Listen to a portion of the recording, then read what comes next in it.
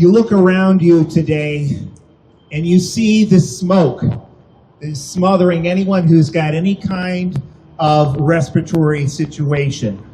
Now place yourself in Tehran when bombs are dropping and the smoke is undoubtedly that much worse. Put yourself in the place of the Iranians that Trump promised to help. And you gotta say, Trump lies.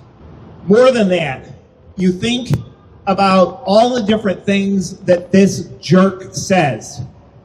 And, you know, anyone that's sensible is, I think, rightly prone to disregard it because he lies all the time. Unfortunately, I think his promises of escalating this war, this time, for maybe the first time in his life, he's telling the truth. And that's because of the very simple fact that the United States has lost this war. And anyone who knows the history of countries that are losing wars, their rulers double down on the brutality. They escalate the brutality. You think you've seen horrible things happening to Iranians and to schoolgirls and so forth? Unfortunately, right now, we are probably in the single most dangerous part of this war. I'm going to give a little history lesson.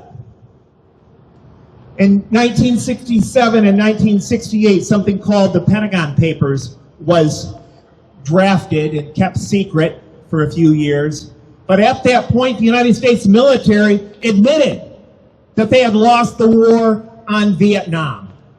But what came in its wake? Even though they had lost the war in 1970, President Nixon invaded Cambodia, dramatically escalating that war. And then 2 years later, you have the infamous Christmas bombing of North Vietnam, the blockade of North Vietnamese ports. This led to untold tens of thousands, ultimately, I believe over 3 million Vietnamese and other Southeast Asians losing their lives. And what we have right now is a president at least as deranged as President Nixon was, threatening more death and destruction. And so it is incredibly incumbent upon everyone who opposes this war, not just for the sake of the service people that might lose their lives in it, but for common humanity to oppose this war. We just had a meeting last night of the Chicago Committee Against War and Racism, and we decided that we're going to initiate a picket of Trump Tower, right in front of Trump Tower, on the 5-month anniversary of this war, Tuesday, July 28th. And we appeal to all people of conscience, all anti-war organizations, to be there, 6 p.m.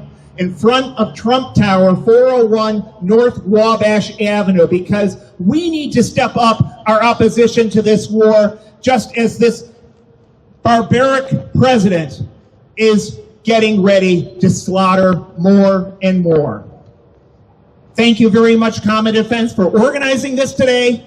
You're doing a very valuable service because this war is not over, even though the United States has lost it.